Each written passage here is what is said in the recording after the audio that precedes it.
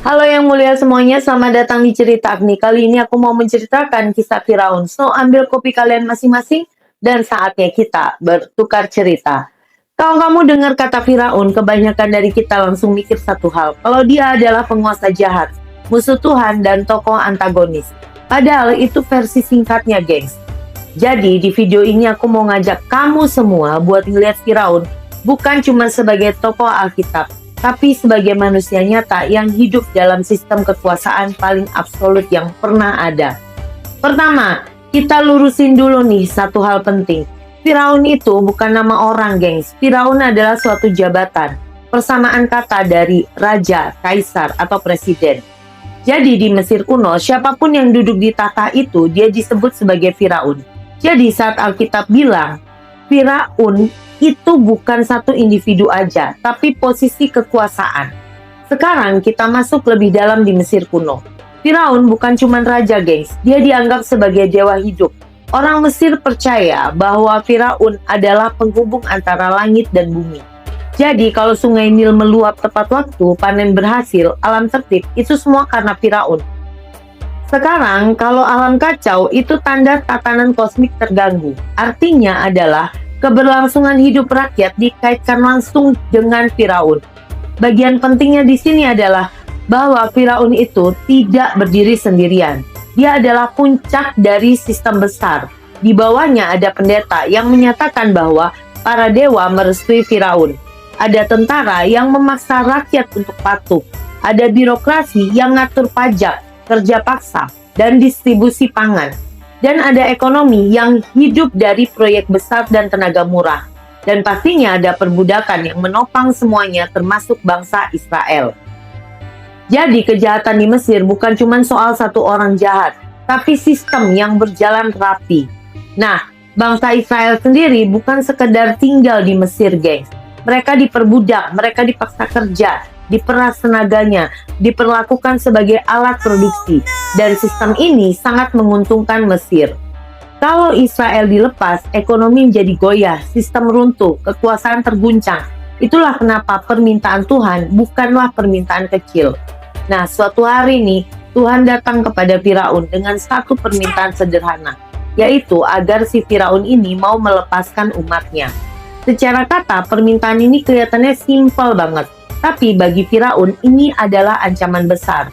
Karena kalau dia melepaskan bangsa Israel, dia bukan cuma kehilangan budak, tapi dia kehilangan kendali, wibawa, dan legitimasi sebagai dewa.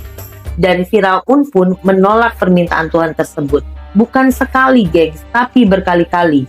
Bukan karena dia nggak dengar, tapi karena kalau dia bilang menyetujui permintaan Tuhan tersebut, maka seluruh sistem yang dia bangun bisa runtuh seketika. Pendeta kehilangan legitimasi, tentara kehilangan fungsi, birokrasi kehilangan kontrol, dan ekonomi kehilangan fondasi. Dan Firaun kehilangan posisi tertingginya. Makanya penolakan Firaun bukan cuma keras kepala, tapi usaha bertahan hidup sebagai sistem kekuasaan. Lalu tiba-tiba datanglah wabah. Banyak orang mikir wabah itu cuma hukuman Tuhan. Padahal kalau dibaca secara pelan-pelan ya, wabah itu serangan simbolik, guys.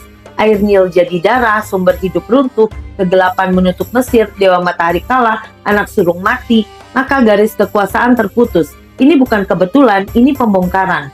Tuhan sedang menyatakan dirinya kepada bangsa Mesir dan kepada Firaun bahwa semua yang mereka andalkan bukanlah berasal dari Tuhan. Dan di titik ini Alkitab mulai bilang sesuatu yang bikin banyak orang berhenti buat baca. Tuhan mengeraskan hati Firaun. Bukan satu ayat, tapi banyak ayat yang menulis seperti itu. Tapi Alkitab juga jujur di awal, bahwa Firaun mengeraskan hatinya sendiri. Dia menolak, dia bertahan, dia merasa masih pegang kendali.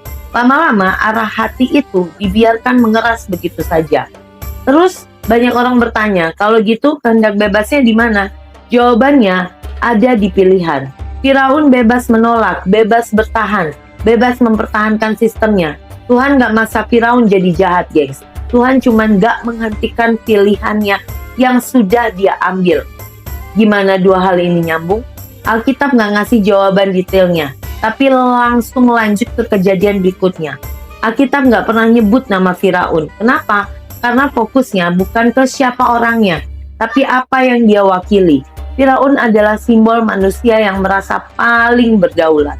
Nah, kalau kita jujur, Firaun nggak cuma ada di Mesir. Dia bisa muncul sebagai sistem, sebagai kekuasaan, sebagai struktur yang menindas.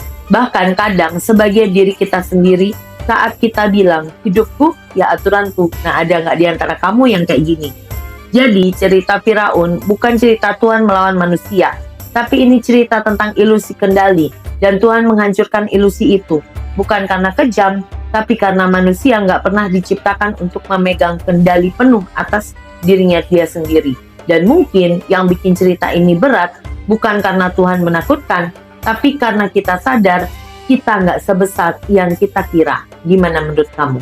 Dan ini cerita Agni dan ini kisah Firaun. Kalau kamu suka cerita kayak gini, like, share, dan subscribe. Ciao!